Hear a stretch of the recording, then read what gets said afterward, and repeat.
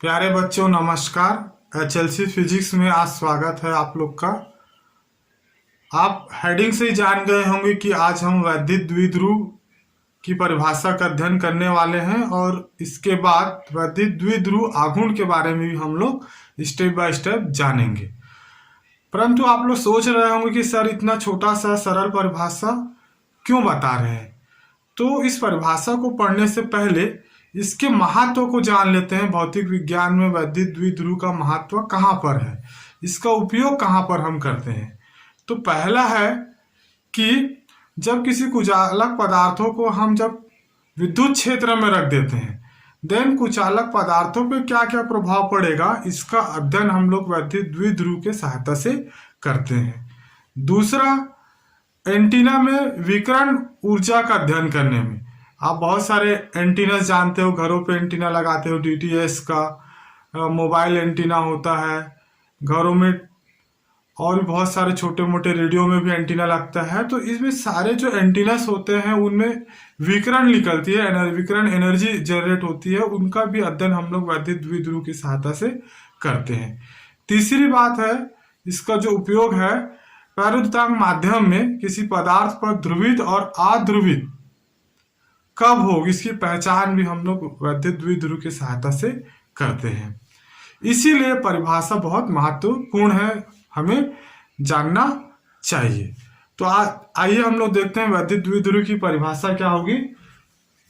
देखिए, वैद्युत द्विध्रुव तो वैद्युत मतलब इस पर आवेश होगा, धन आवेश होगा या ऋण आवेश होगा। दूसरी बात है द्विध्रुव यानी दो ध्रुव होंगे।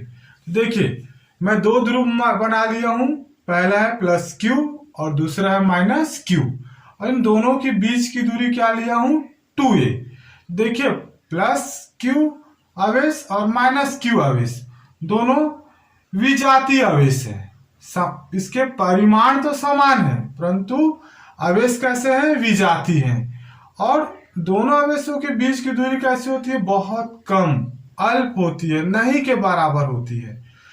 तब इसकी परिभाषा क्या बनेगी, यदि दो समान परिमाण के विजातीय आवेश एक दूसरे से बहुत अल्प दूरी पर स्थित हो तो इस निकाय को वैद्युत द्विध्रुव कहते हैं। अब हम लोग वैद्युत द्विध्रुव आघूर्ण की परिभाषा को पढ़ेंगे। वैद्युत द्विध्रुव आघूर्ण को इंग्लिश में इलेक्ट्रिक डायपोल मोमेंट कहते हैं। देखिए, जस्ट अभी कुछ देर पहले हमने वैद्युत द्विध्रुव की परिभाषा को पढ़ा था। उस पर मैंने बताया था कि उसमें दो आवेश होते हैं, प्लस क्यू आवेश और माइनस क्यू आवेश।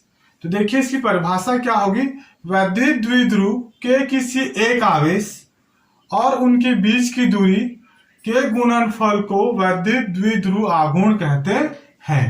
तो वैद्युत द्विध्रुव के किसी एक आवेश को मैं क्या ले लिया, क्यू, और उनके बीच की दूरी, तो बीच की दूरी वैद्युत द्विध्रुव के बीच की दूरी कितनी होती है 2a के गुणनफल को वैद्युत द्विध्रुव आघूर्ण कहते हैं। तो वैद्युत द्विध्रुव आघूर्ण को हम लोग किससे नोटेट करते हैं, स्मॉल p से।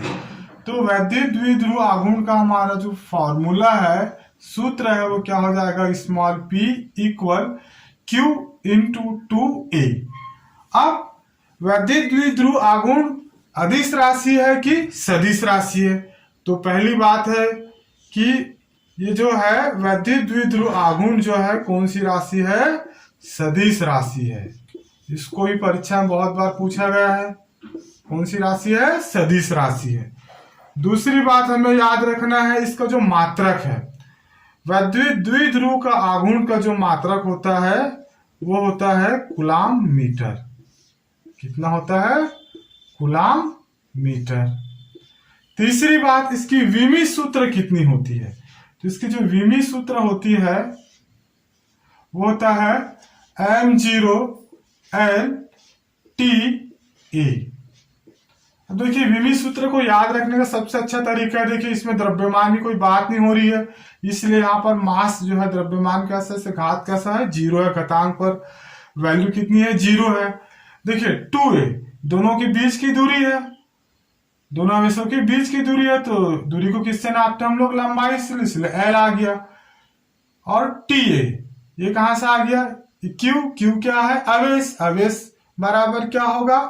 धारा इंटू समय। समय को टी से नापेंगे और धारा को एम्पियर से नापेंगे, इसलिए इसका विमित सूत्र क्या हो जाएगा?